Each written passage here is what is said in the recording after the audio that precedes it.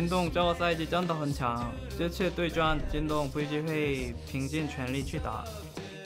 这次对战危机的话 ，JDG 也会打出一场精彩的比赛给大家看。字母很强，但我也不弱，我不会让他给我压力。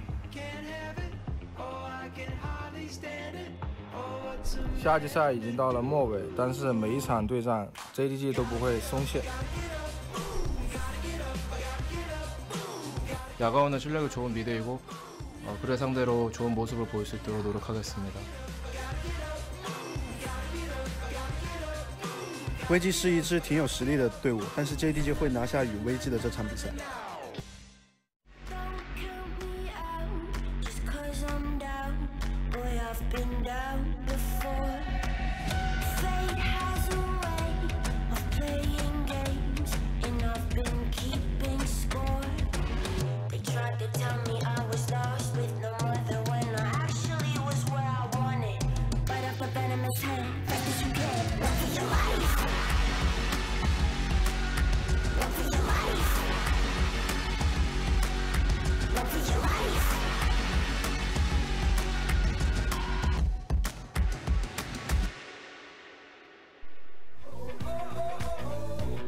Week 9, day 4 of the LPL means that we only have a week and 3 days left of competition before we head into our playoffs to decide who will not only represent the LPL at the summer finals, but also the 3 teams that would head into the World Championship later on this year. Today, we have one match here played from the Shanghai Superfan Mall Arena, and it's also the JDG Fan Appreciation Day, so plenty of Jingdong fans are here in the audience, and they're ready to watch today's show. Good evening, ladies and gentlemen. I'm Matthew Stewart, your host for tonight. Joining me on the desk is Clement Chu, and it is JD's Fan Appreciation Day. We've got our pins here, Clement. I know that we've been using JD quite a bit. It's been a godsend since I've moved to Shanghai. It's been the best tool that I've been introduced to. It basically is the Amazon of China right now, and as you can see, they have very good merchandise. Everyone in the venue is getting cake currently from JD Gaming, so, you know, we've got the pass from our producers to support them just a little bit today. They had a beautiful little soft toy dog mascot as well, which I've been told is banned from the desk. Thank you, guys. I would love to have my soft toy mascot right here, but I can't, and that's unfortunate, but it's really JD's Fan Appreciation Day, and they're going to be playing a match later on. But first, let's take a look at the matches that we did not broadcast this week in the LPL. It was BLG taking on RNG, as well as LGD taking on Suning. Yeah, and the big one really was LGD versus Suning, which pretty much decided the fate of LGD's playoff run so far. But of course, we do have to check in with RNG recently as well. They played against BLG, and it was not as clean as RNG would have liked. BLG still struggling to find those victories, always going 1 and 2, and they fell to RNG. Yeah, the big decider this series really was those early game team fights that happened, especially in the bot lane. Game 3, RNG basically blew the entire set open with a 0-for-5 trade happening in the bot lane. Uzi was just way too fed after that. We saw Jinzhao pick up Ziggs in the bottom lane as well. We've seen it in other regions, especially popular in the Vietnamese region of the VCS, but here, being played for BLG, didn't work out for them. Looked promising from BLG, and they cleaned up the gameplay, but still very shaky and worrying trends coming out from RNG as they only win with a 2-1 and very close games at that. Moving over to Suning against LGD, where Suning were able to secure their victory. This series was all about Hacker's dominance over Amy, starting his team off with a 4-0 lead, ganking every single lane, and Suning were able to bring it home and just snowball the entire game. And unfortunately, that means that LGD's run for playoffs just got a lot harder. Now LGD have to win every single game to make it into playoffs, and Suning cannot drop a match for that to happen. It also means is that if LGD don't make it, there's going to be a lot of wigs coming up on the analyst decks. Oh boy. The bet not going well for me, Pulse, and Raz. And potentially that could be decided tonight, as LGD do have a game to play later on.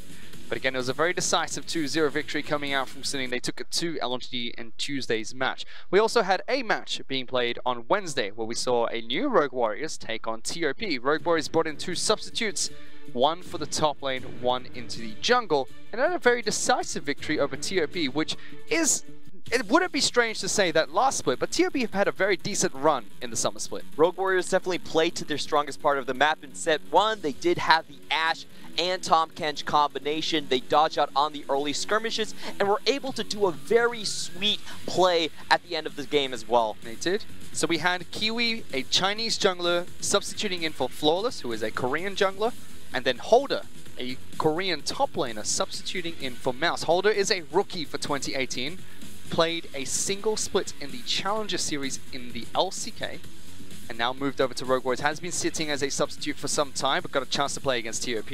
And this is the play I was talking about. Just brings back memories from Season 1 where there was Teleport Ashes running around in the mid lane. But Rogue Warriors, SMLZ, and Killua probably had the best execution of that strategy that we've seen this split so far. They've been playing very well in the bottom lane, and I hope we get to see more of those two substitutes coming out from Rogue Warriors. For the entirety of 2018, Rogue Warriors have stuck to the same 5-man roster. This is the first time we've actually seen 2 new faces join the squad, and they looked good when they played against TOP, so I'm excited to see them continue their play in the rest of the LPL. With that, we can take a look at how the LPL currently stands, because Rogue Warriors are locked in for the top spot in the Western Conference. And that does mean that they have a bye straight to the semifinals in playoff run. We can look at the standings right now. The Eastern Conference is pretty much locked up for the top 3 teams. The only question is, can LGD make that miracle run? But for the Western Conference, things are a little less clear because Snake still do have 6 sets to play. Plenty of sets to play. They can still drop against FPX as well as OMG, but that is a difficult task for FPX and OMG to try and take that 4th spot. TOP, with their loss against Rogue Warriors, drops them down to 3rd, no longer tied with EDG. So EDG have secured their playoff spot and now fighting for seeding at the moment. As you mentioned, for the Western side, it's really about Suning and LGD, and that could be decided tonight. If Invictus Gaming, who are traveling to Hangzhou to face up against LGD, pick up a victory, that should eliminate LGD from playoff contention. But tonight, we'll also watch JD take on Vici live here from the Shanghai Super Bear Mall Arena. And we thought the Dragon was woke, but it does really come down to today's final set to see if that is the case. If LGD do not win that series, they will lose their playoff slot so far. Yeah, so but let's dive straight into this first match that we have today, Clement, because it's Vici taking on JDG. They've had 2 very different seasons so far. Vici, you know, they promoted back into the LPL last split. Now the LPL has franchise, they've secured their spot here, but they haven't been looking good throughout 2018, whereas for the side of JD, it's just been up and up. It was a good growing split for them in Spring Split, and now in Summer, they are almost dominating the competition, only dropping 3 games in regular split of the LPL. Yeah, JD had a very good start to the year, and I think it comes from their big fight, early team fighting strength. That's the big thing that the LPL is known for. That's what all good teams must pass through. And they have a 5 KDA at 15 minutes. They have the highest first blood rate. All of their lanes are willing to give up CS and roam together as a squad. That's what they're most known for. And I think their growth really does come from the later half, which is the Baron control. Yeah. Last split, they lost 7 Barons in a stretch of 6 series. And it cost them a lot of maps as well. We call them the Dignitas of the LPL. But this split so far, they have the 3rd highest Baron control rate and have only lost 1 Baron so far. So their late game looks a lot better, and I think that's why they're doing so well in the standings. And it's come down to also them experimenting almost with the way they've been playing, as well as the compositions they've been throwing at other opponents. We coined them as one of the 2-1 teams, the other one being BLG, but unfortunately not going in their favor. JD have been on the winning side of 2-1 victories throughout the summer split of the LPL. Unfortunately, that could come back to bite them, because JD are on a quest to hit 2nd place. Now, they're trying to fight with RNG for that 2nd place spot, and they've got a couple ways to do it, but still, it's a great improvement for them in summer split. They still have to go through the final 4 matches before they can take 2nd place. And we really do have to talk about the difference between 2nd and 3rd in the LPL currently. If all the current standings hold and the higher seed always wins their playoffs, then we could see the 3rd spot going up against EDG and Invictus Gaming. Now, JD Gaming has never took a series off of IG, but if you look at that 2nd place spot, that would mean their playoff road would be TOP and Rogue Warriors to get them into the finals. A much easier path. Rogue Warriors, they have a good matchup against them. They had won their most recent set against them. So it's incredibly important for JD to overtake RNG in the standings for that 2nd place in the East. Especially with how dominant Invictus Gaming have looked so far. In EDG, we know that when playoffs come around, they get a big playoff buff. They're a big organization, they're a strong team, and playoffs they'd be a difficult team to take down in playoffs. I mean, Spring Split said it all. They made it all the way to the finals and tried to take it to RNG there. There's a couple of ways for JD to do this. It seems like the ball's in their court. If they win all their matches, they're guaranteed to have second place. So it's up to JD to actually do it. But there is a chance that RNG can pull back in the final match on the final day of the LPL to actually take second place. To simplify a lot of these calculations, if they win their series versus IG, LGD, and Vici, then they are guaranteed to go into the second spot. They'll get it 3 points. They'll be RNG. 2 points over RNG. Yeah, they will definitely be guaranteed if they win those 3 sets. However, if those sets are not, if they lose to Invictus Gaming, which we do think they will, and they don't have clean games against Vici or LGD, then their points would not take them over RNG. It would come down to the final series. So if we see them pick up a 2-0 over LGD, a 2-0 against Vici, there is the possibility that against IG, even if they drop 2-0, there is still a chance that RNG can come back, because they would be 17 win points to the 15 of RNG. A 2-0 from RNG would mean they'd have the head-to-head, they'd be tied in map points, and they'd be tied on points, so RNG would take second. Yeah, and there's an easier way for Jingdong. It's basically you just win the set versus RNG. Beat RNG. They're one of the, you're actually the only team to have never lost to RNG in a BO3 series.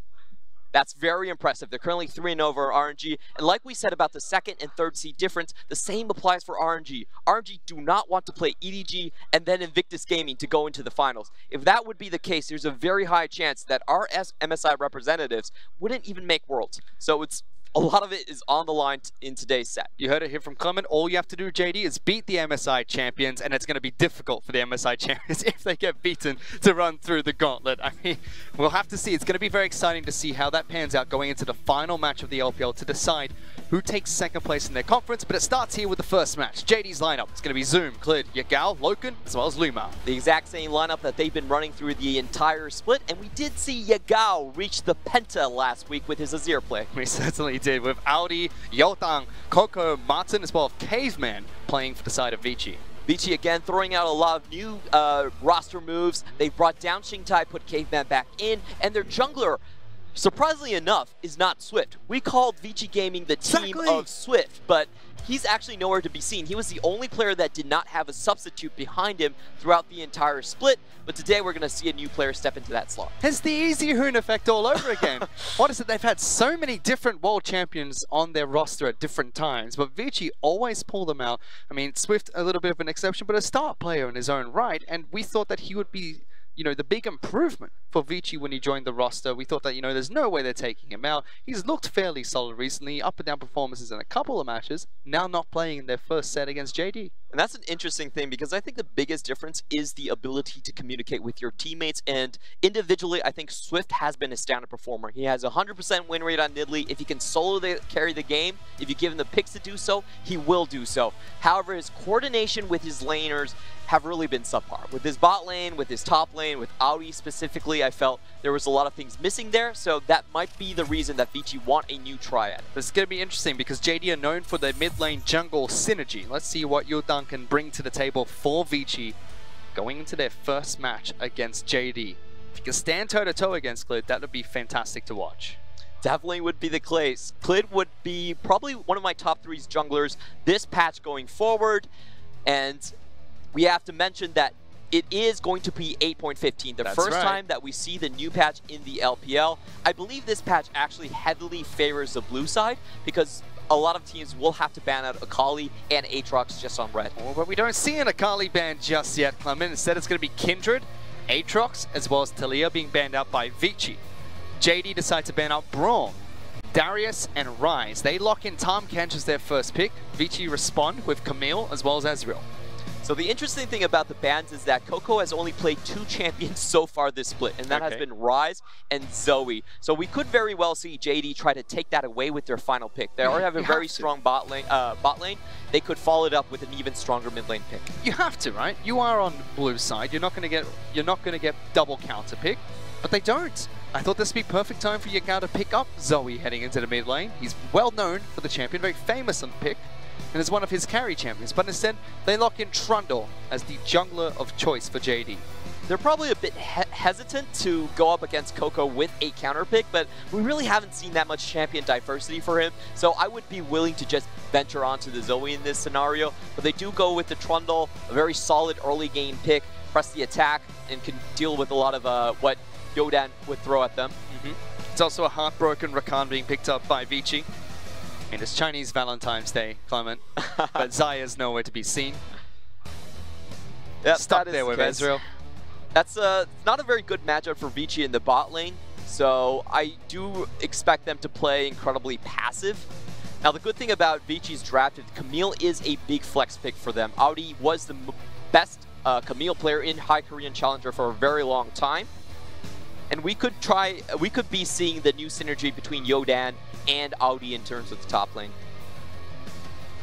Audi was speaking about how he thinks that Zoom is a formidable opponent and very strong in the top lane, has been the case for a lot of the summer split.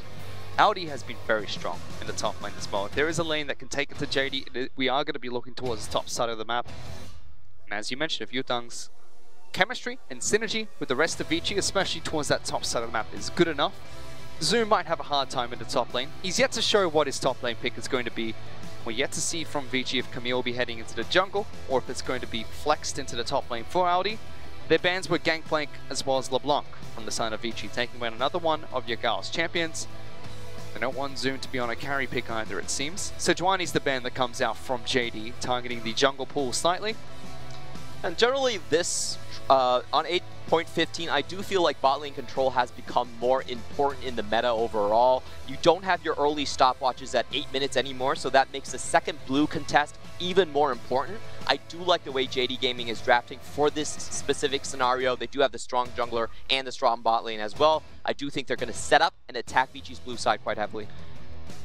Attacking Vici's blue side seems to be the name of the game, but Vici have shown what their mid lane pickup choice is going to be. Zoe is locked in for Coco. No surprises. No surprises. With one of his champions taken away, the other one left up, they pick it up, and we'll see Yagal pick up Yasuo as well.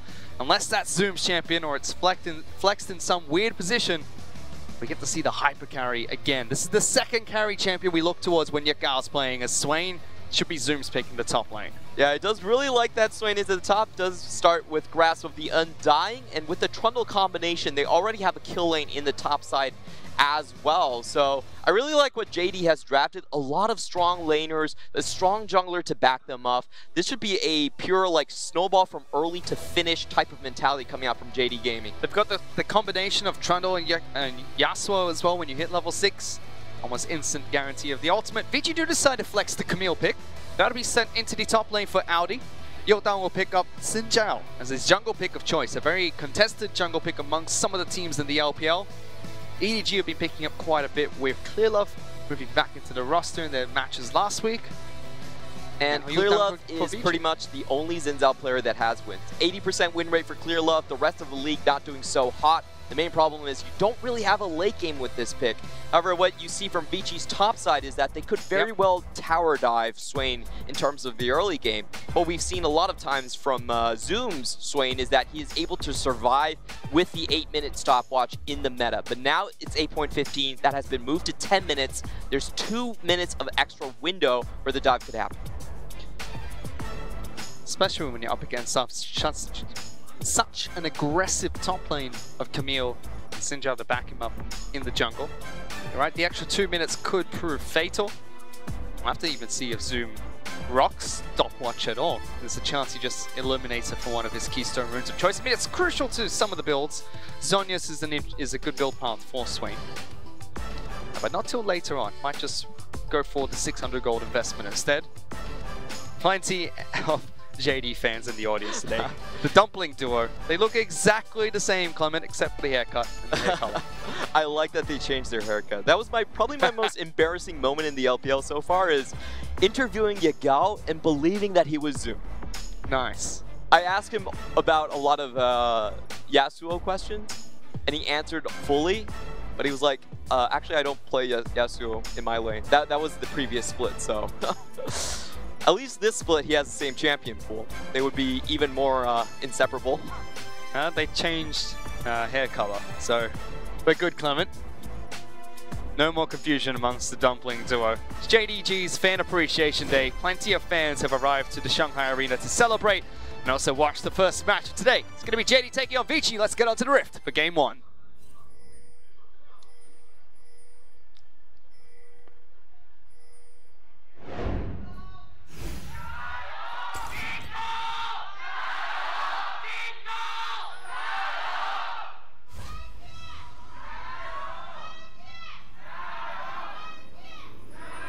And of course, when there's a JD game, the JD manager is in the crowd. Someone beat him to the punch today, Clement. You could tell that he was having none of it. As soon as he realized that someone else has led the chance for JD, he jumped right back in there and said, no, I'm the captain.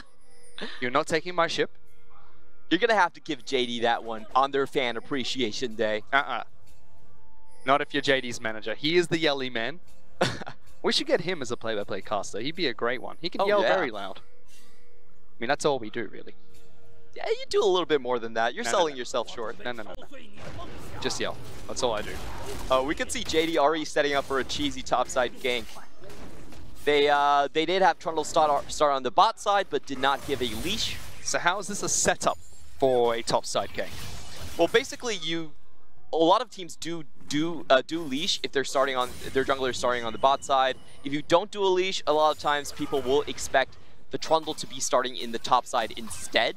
So if you look at the pathing right here, it is forcing Yodan to actually face check into the jungle just to make sure the Trundle's position, and he actually does spot Clid out. Spots out Clid, but he also gets access to the top side Scuttle Crab. And not going to be a big concern for Xin Zhao. He'll be able to move towards the bottom side of his map, clear out wolves, go towards blue buff, eventually bottom side Scuttle. But Clid's jungle path does give him access to that objective very early. I would say the early jungle path does favor Clid quite a bit. The reason that Yodan could not take the fight right there was that his rune choice was Phase Rush. So you're not going to win that against Press the Attack Trundle. He has to back out and waste his sweeper as well. Sneaky. Yeah, that's the way, JD. That's what I like to see.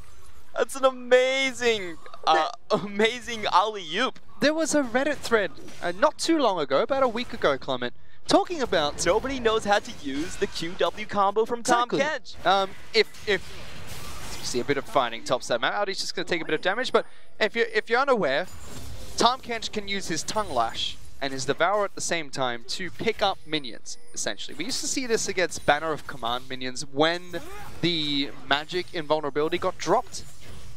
But it can be used on Scuttle Crab as well. And very smart play coming out from Lumao there. Picks up the Scuttle Crab, so JD secure both at the very start of the match.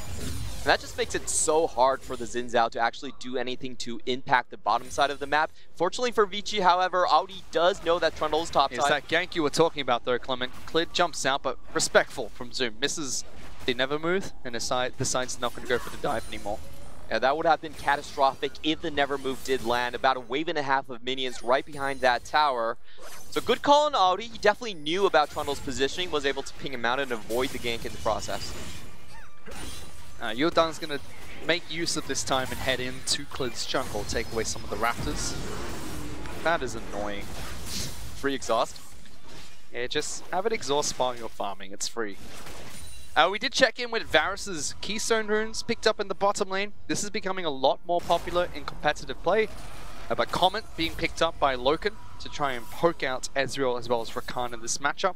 Ezreal went for a very early recall and will teleport back to lane as he's got his tier nice and early into the match. I believe Loken will do the same here as well. In terms of the AD rankings for 8.15, I think Varus is still very much on top. But with the price reduction in items like Stormrazor and the crit items overall, I think picks like Xayah have also risen very far into the top. We could be seeing a couple of Tristanas as well. The triple crit build is now 700 gold cheaper. Much more early game to mid game power spike, however, you lose a lot of your late game potential. Yeah, I would say that would be a post 30-minute concern. Usually it's about 28 minutes when you finish those 3 items. We barely see anyway in the current meta. Once in a while, maybe if you're Jin Air, you will get to that late into the match. We saw it between Vici and RNG last week. Yep. The general consensus is that 8.15 will be a much faster patch. On 8.14, we're already fast. That is somewhat true. Yodan goes in, but Small is skirmishes. sandwiched. Gets hit by the never move, then pulled back. Now Klid's going to try and jump on top of him. Flashes forward. Great pillar. Locks down both. Audi tries to stun them through it. The Empire's Vision is going to slow them back down, but he jumps back in. Yotang aggressive here. Zoom though, flashes forward. It's the double in the top lane. JD win the 2-on-2. Yeah, and I really questioned the last flash coming in from Yodan. I actually felt like he should have saved his own life in that scenario. There was not much chance. He didn't have a slow to stop the Trundle's chomp going onto his top laner anyway. Just overall an unfortunate situation. Yodan being caught out in the river and then sandwiched because lane control did go to Zoom. You could see Audi trying to get his jungler out of that position, forcing a bad trade with Zoom, and he still couldn't get his jungler out. No, he could not. That gives a very early lead to JD. Top lane could make or break this match, and it was one of the matchups we highlighted going into this game. Audi and Zoom, two formidable top laners. And Audi wanting to prove that he's not weak, and he certainly showed he's not a weak top laner here, but good counter game coming out from Klid and great decision making from JD all round. Yeah, this is just a classical problem when you don't have your top lane control and you're trying to go for the scuttle. Klid was already waiting for that last tick of damage, and you can see great flashes coming out from JD's side to clean up the 2 kills. Just giving them a sandwiching ability. Yep, just giving them a nice 1,500 gold lead over Vici. Yodan's not phased by it though, he's still going to move straight back into Klid's jungle. Take away another Raptor camp, trying to do as much counter jungling as possible. Very early lethality being picked up by Loken, wants to continue with the poke advantage he has in the bottom lane. Has about a wave of CS ahead of Ezreal right now. And this top lane is not going to look good for Audi. Yes, he's hit level 6. Zoom's been able to do the same, and every trade knocks down Camille to about half of her hit points. This matchup is pretty much you have to win it on Camille's side pre-6. Once you reach 6, Zoom has a very easy time with the Resolve Mastery tree. He's actually very difficult to take down. And so far, I don't think Yodan has been able to influence the lane like he wanted to do. JD Gaming had a very intelligent early level 1 setup. They did catch out Yodan in the river while he's trying to take the early scuttle. I mean, cheeky play by Lumao and Loken as well to steal the second scuttle. We'll talk about it a bit later though, because Klid just spotted out Caveman going back to base. Now Martin's stuck here alone. Flash available, Arcade Shift available, that's one down. Pops the ultimate, gets chomped on by Klid. Not long for this world, and Loken gets the 3rd kill for JD. And Martin holds on to his flash throughout that trade, knows that he can't really escape with the pillar and the potential W coming down, so he was just dead. clears the wave out. Gives JD access to Vici's blue side of the jungle. This is where you said JD would attack Vici. They got it through bottom lane control. Blue buff is picked up by Trundle. Yeah, it's in 8.15. It's actually a lot harder to hold on to your jungle buffs, because what used to happen in previous patches was that if you have members caught here, you could hold on with the stopwatch until people arrived and tried to bail you out of the situation. Nobody has stopwatch now. We are 8 minutes into the match, so if this was 8:14 or before, you would have a stopwatch if you decided to pick up the Keystone Rune, but you're absolutely right. We only see one player pick it up, and that's Zoom. Not even active yet, won't be active for this gank if Yodan goes through with it, but Klid's on his way. He's ready to blast Cone over and a teleport, another pincer maneuver on towards Xin Zhao. Locked down by Zoom, but Never Move doesn't connect. Klid now looking to try and get the pillar, but might not even need it. Everyone from JD is here. Yodan will go back in, but Zoom pops the ultimate. Picks up another kill, and once again Yodan stuck between a rock and a hard place in the top lane. And this just showcases JD's willingness to forego farm in one of their lanes to make kills and picks. This is how they really snowball the game. If you look at their CS scores at 15 minutes, actually only Zoom is ahead, and he's only ahead about by 5 CS. Both the bot lane and their mid laners are usually behind by about 10 CS on average, but they have a ton of kills around the same time. So this has really been their strategy and the way they snowball their games. Bottom lane fight here as they're getting Martin locked underneath the turret. One more auto attack will be enough. Loken misses the arrow. Now it's going to be Caveman trying to play spoiler. Jumps back towards Ezreal. They might be able to get away from this. Hail of arrows does connect, but doesn't slow Martin down long enough. They do burn the flash, and they save the bottom lane outer turret with that play. That was a good sidestep coming out from Martin. He would have fallen there if the piercing arrow would have connected from Loken. And powered piercing arrow as well. Remember a few patches ago, Varus's W got reworked.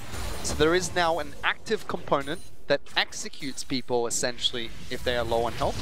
Yeah, we've seen in the Afrika versus Kingzone set that Basically, if Varus is able to land his entire combo, he can solo enemy AD carries with just Ghostblade.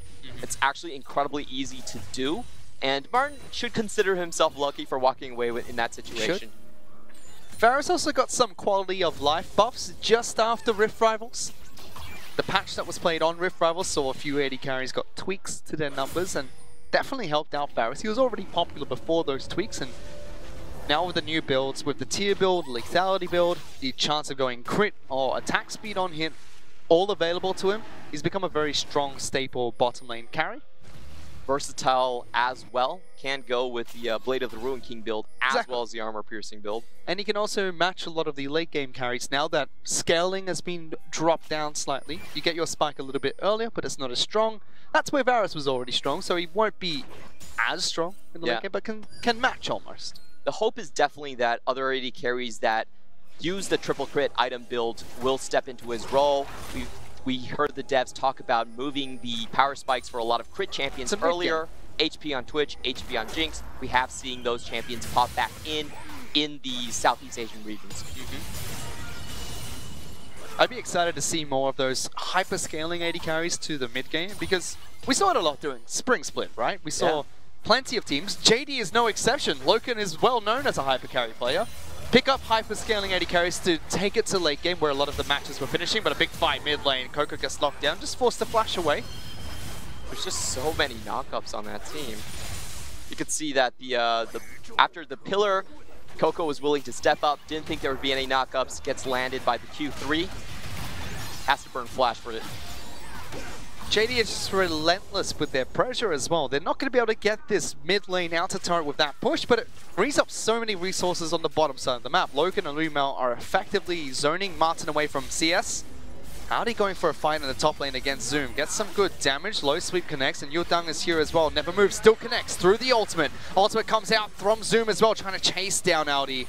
And that's a solo kill. One flash over the wall, the final Force Lightning's enough. And Zoom takes down Audi. I have to say that was a very ill-advised type of gank, but let's watch this. Clid does take away the jungle. K-Man tries to go one-on-one against Clid. Does get the jungle camp, but the tongue lash coming out from Lumel finds K-Man. Slowed down once again, acquires stacks of his passive, and K-Man taken down by Loken. Coco tries to save the day. Not going to be enough, and it's been a one-sided affair for the past 13 minutes of this match. And it's just unfortunate to see Vici kind of crumbling under the pressure. The new jungler not really meshing with the top lane as well as we hoped. We could see that Audi went in against Swain. There was no hope for him to win that duel one-on-one, but he thought he had the help of Yodan following him behind. Unfortunately, Yodan didn't really convey the information that Yagao was right behind him as well, and there was no chance for him to actually assist in that scenario. Most people would have expected this match, regardless of Vici's lineup, to be a 2-0 in JD's favor. JD are definitely true. Top side of the table. Vici have been eliminated from playoffs. They can't make it into playoffs, no matter how well they perform. So it's actually a fairly decent time if you're going to be starting one of your substitutes, like Yodan, to try and take it to a team like JD, give him some stage experience. There is not going to be too much competition for Vici to play during the offseason. They'll look forward to Demacia Cup Round 2 in 2018, but hasn't been a strong start against JD at all. I think Vici is the only team in the LPL during 2018 where we don't say there was very large improvements to the overall roster. TOP have moving up. LGD are finally finding their footing as well. But unfortunately for Vici, they're still kind of stuck in this place where I feel like the overall talent of the team probably isn't high enough to contest straight up with the rest of the LPL. Which is still very strange when you've had so many different world champions on your roster, but split after split, it's been the exact same case for Vici. Yeah, that's the part that really hurts for Vici, because it's definitely not a case of funds. No. They definitely had the resources to get good Korean players onto their team, get those imports and try to integrate them. It's not just about finding imports as well, right? There are plenty of Chinese players in the LPL who are fantastic at the game. It's the largest server in the world as well, so you expect there to be a lot of top tier talent. RNG will be able to prove this as well. Then for the side of Vici, you look towards, could it be an organization thing? That is not the case. Vici are one of the largest esports organizations, especially in China, and do so well in so many of their other titles.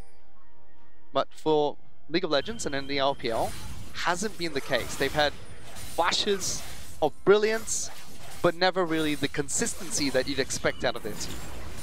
A very interesting thing I've heard from Vici talking about franchising is that a reason why they had to get so many high-caliber Korean Worlds players was just to keep themselves in the league. We still had relegations previously in the LPL. So a lot of times when Vici were selecting talent, they were trying to basically secure their investment rather than develop them for the future. It was now versus later. So with franchising in, with the opportunity to go through all of these Chinese players, try to get the communication up for the team, hopefully they will be better in 2019. Which can come back to bite you, but take a look at this. Martin locked down by a pillar. Yagao jumps in, they're fighting underneath the inhibitor turret. Sniped down by Loco. Loco takes an arrow to the knee. Audi force lightning down as well. 2 kills for JD. They want to end this game right here, right now. And the fastest game in the LPL so far has been only 19 minutes. So if JD can try to break that, they still have 3 minutes to do so. Yeah, not the fastest game that we've heard of though, Clement. You were there at Hyperplay with me. What was it, 13 minutes? Well, to be honest, that was a professional team beating up against non-pros. That's true. But yes, we have seen very, very short games happen in Southeast Asia. That was a 13-minute match that we had the pleasure of witnessing. It was very fast, and off the back of that play from JD, they're looking to try and be as fast as possible. Riptero pushing down 2 turrets here, and a snap play against Martin. There's such a good CC chain coming out from JD Gaming. This is what their composition is meant to do. They hit the knock-up onto Ezreal, instantly follow up with the Varus. And there's just no way for anyone to actually get away. Yodan did use the Crescent Guard, but still couldn't get enough space for his carries to survive. Barring the bottom lane turret falling, this has been a perfect game from JD so far. And I can't find the word for it. They're not letting go of any of their pressure just yet, Clement. They're relentless at the moment. Yeah, they are one of the scariest teams when they have map control. True. What I want to pay attention to is if you look at the CS score on Yagao, you would notice that he's actually still behind. True. And this is one of the reasons that JD Gaming, sometimes when they let go of the mid game, they actually have a very hard time coming back into the games. They have the 10th longest game times in the LPL, which is quite surprising for a team that has been so dominant. Why is this though? Is it because he's not CSing well, or because he's putting his time elsewhere? The reason is that JD Gaming loves to group up. A lot of times when they group up and it doesn't work, they set themselves very far behind because the enemy team suddenly catches up with a bounty and with a CS lead. And suddenly JD Gaming realized, wait a minute, we can't just brute force our way through the mid game, and they have to play towards the late game. Which you were telling me is very long. Yeah. Which fortunately they have been able to do, but it is one of the notable weaknesses about JD Gaming. If their momentum halts, then they do fall quite far behind because of the CS. But with the roster they have, they are historically a late game team. I mean, you look towards their playoff run in Spring Split, that was on the back of a ton of carry performances coming out from Loken, picking up hyperscaling 80 carries, taking it to the late game for JD, and we've seen some of the similar performances this split alone. That is true, however, I will say that those were unwilling late games. True. JD Gaming, they said this themselves, their biggest weakness is still closing out cleanly in the mid game, and for how dominant their early game has been, they have the 2nd highest 15-minute KDA in the league. They should have a much faster game time. 35 minutes is a little bit of an embarrassment for them, and that's still the main area of improvement that I want to see from JD. Which is why I'm really excited to watch them play in playoffs, because JD is such a contrast to a lot of these LPL teams. You know, normally mid-game, early game is exactly where LPL teams want to play. Whereas JD, early game, sure. Mid-game is where they start to fall back, then they come back through the late game. Makes for some very exciting matches. It definitely does. The back and forth, they take early game, lose mid, then try and claw back late game, just feels very exciting to watch. It's kind of like being a CLG fan, but they win in the end. Oh no, stop it. So that would be my metaphor. We've got from Dignitas of the LPL to the CLG of the LPL, Clement. I don't know if that's really an upgrade. I would consider it an upgrade. Remember, they do win at the end. That's the big thing you should take away from it. A small skirmish bottom lane. Yagao looking for the 1-1. Nice sidestep by Audi. Already used a hook shot. That was his only out of the situation. Very well played. Unfortunately, it's not getting any better for Vici at the moment. They're 8,000 gold behind JD. I really have to question Vici's composition. I felt like they drafted themselves a very difficult composition to win. It has to stay ahead, but they have a losing bot lane. They need a top lane that has to be ganked. And pretty much Zoe is the same ordeal. You do need to get a sizable lead for that loot and poke to start working for you. And they just failed on the early game and they have no recourse anymore. Yeah, I mean, they had a rough idea what they were going to do. Just JD executed a little bit better. That hurts. That's 1 arrow coming out from Loken. Yeah, and he was full health, so that was no execute damage needed. He has the W charge one now. Holds on to it. Felt like he could have tried for something there, but Loken playing it a bit safe. He knows that he doesn't have to push for a victory here. Just playing it nice and consistent would be enough. KOKO's still fishing for these sleepy trouble bubbles, but because Vici is so far behind, they don't really do anything, even when they connect with these sleepy trouble bubbles. They don't have the damage, they don't have the hit points to actually They're not contest. tanky, they don't have damage. Glorified minions. Pretty much. Vici just drafted themselves such a hard composition to execute. You need to win the early game, and you need to win in all 3 lanes. Like, all 3 lanes actually require jungle help. It's just such a weird draft to see from them. I would prefer something slower. Audi actually trying to force a fight against Good Zoom dodge. as well as Clid. Takes some damage, locked down, pulled back by the Swain passive and pop before anyone else from the side of Vici can collapse and help him out. Yultang now taking a lot of damage, forced to use his ultimate as well as his flash to try and disengage. Hit by another piercing arrow, and Zoom follows up with the lightning. Martin's going to try and fight this one from the back as well, but Vici picking another fight, but one by one they fall. They had to do a gambit. They were trying to bet that JD Gaming, some of their members might have already went back to base or split up. That was not the case, and they found themselves basically split up on 2 sides against a full 5-man roster from JD Gaming that was just waiting in the brushes. They were, and difficult task once again. It's the right idea from Vici if you want to come back from such a large deficit 22 minutes in. You have to find those picks, you have to make some big outplay. So I like it, just the execution wasn't quite there. And that's the big question that we're asking about Vici. Could they find a jungler that could unlock the potential from Audi? The answer probably is still no. Sitting at 0-7 with no assist for their combined top lane efforts. I'd say give Yodang some time. This is the first time we are seeing him play. It's definitely true. So we'll give him some time to see if he actually fits into the roster a bit more. Again, it could be giving him some stage experience, some match time, especially with Vici not being able to make it out or into playoffs. Remember, these points are very crucial for JD though. JD are looking for a 2-0. Their schedule is Vici, Invictus Gaming, then LGD, and finally RNG. There is a small fight bottom lane. Zoom and Audi should just disengage or not. Hookshot comes back through, some good damage there. Zoom's gonna land and the rest of JD collapse. Another pick for JD, this time the bottom side of the map. But yes, their schedule is Vici, IG, LGD, followed by RNG. Now they need to pick up at least 5 map wins and only dropping 2 maps during this time against those 3 opponents if they want to secure second, or win all 3 matches before they face RNG, or win 2 and actually beat RNG. It's a fairly complicated affair, but if it goes the way we predict it to, it will come down to the final match against RNG, where RNG must 2-0 to hold on to second place. And that would be the last game of the split. There's actually a lot of pressure on RNG. They haven't been as dominant in their domestic league as they have been during Rift Rivals. So a lot of things could go wrong, and if RNG have to go through EDG and IG, I have a bad feeling that we might have to see them go through the qualifiers, and it would be one of the first times that a Spring Split champion would have to look at the potential 3rd place seed for Worlds. Ooh. I mean, it's not bad for RNG. Look at what Team WE were able to do last year.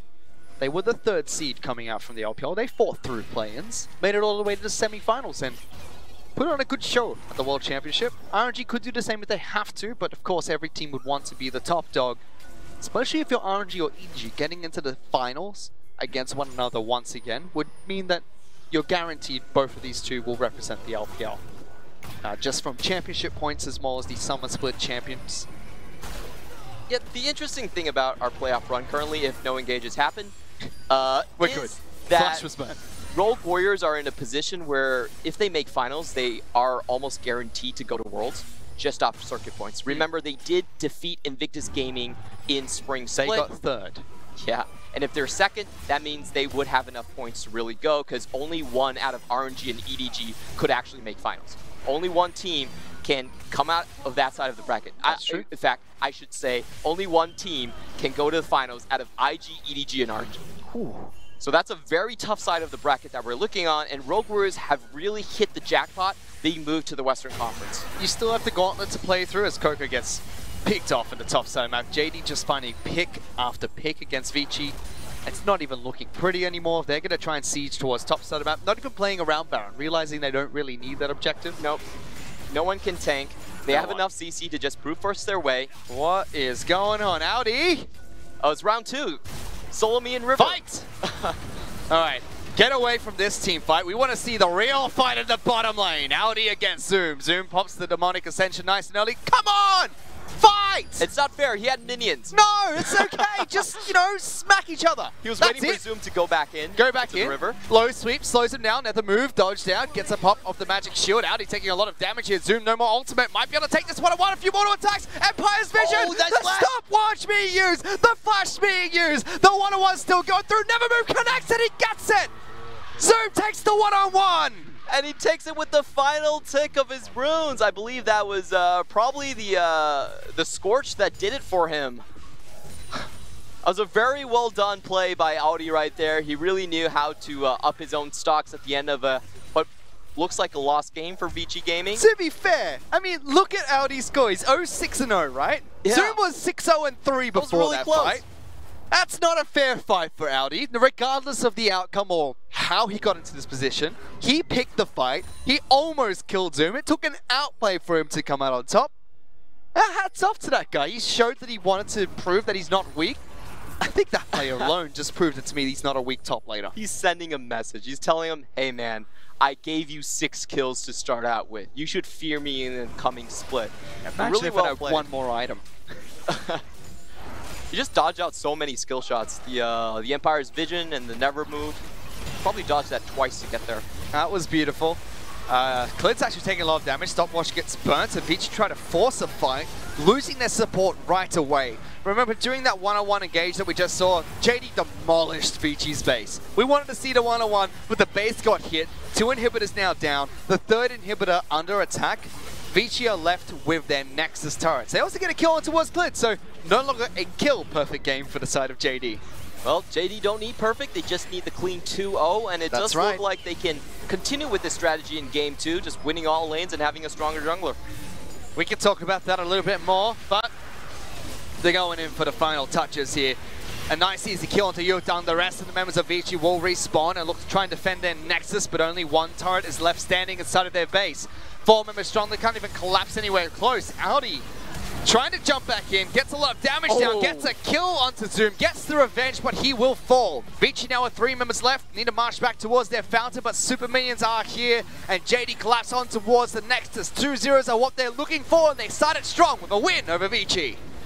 And such a clean game coming out from JD Gaming, winning the early jungling pathing, winning all 3 lanes, and just moving around the map so well. They had a lot of CS deficits in terms of their mid lane, in terms of their top lane as well in terms of the early game, but they were willing to be the first ones to make the moves, get the picks, and get the towers as well.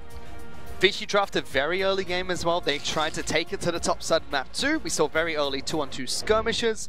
But every single time, Yodong was pushed off those Scuttle Crabs by not only Clid, but also the bottom lane duo of Yagao and Loken. And once that early game composition from Vici fell behind, it was a train that was being run over them. And here's the interesting question. Does Coco actually have a 3rd champion? Because we could see right there that after Yagao did not pick up the Zoe, Coach Home was laughing quite hard the fact that Coco picked it up then. He's like, wait a minute, we're too afraid of this guy. He actually only has 2 champions.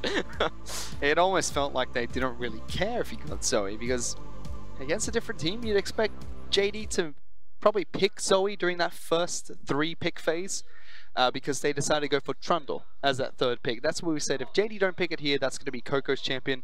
That was the case during draft phase when JD didn't pick it in the first 3. It went over immediately to Coco. He played it in the mid lane. It wasn't bad by any means, but once he got online and was unlocked from the mid lane, things were already pretty much over. Yeah. JD were too far ahead at that point, and although he was hitting great trouble bubbles, he could deal a lot of damage.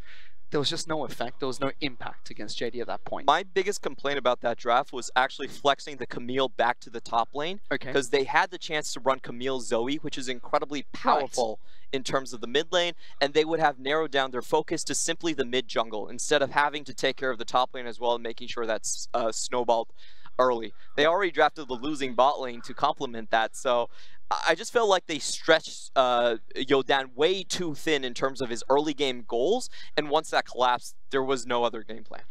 Fair play to JD though, it wasn't just because Vici imploded, it was a great strategy being played by JD during the early games. I mean, tracking down Yodan was very nice, skirmishes in the top lane were great as well, even the bottom lane contributing to the jungle pressure that we saw coming out from Clid.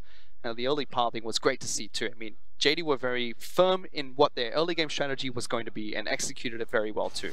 And this is where the early game really went awry for JD Gaming. Remember, Yodan is trying to contest the scuttle. The first scuttle, however, was taken by Trundle. Clid was already waiting in the shadows, and a great pillar with a double knock-up to clean the 2 kills up. This was also after Clid was constantly looking to the top lane and saying, hey, I'm going to dive you. If no one's here, you're dead. If that never move hits, you're dead.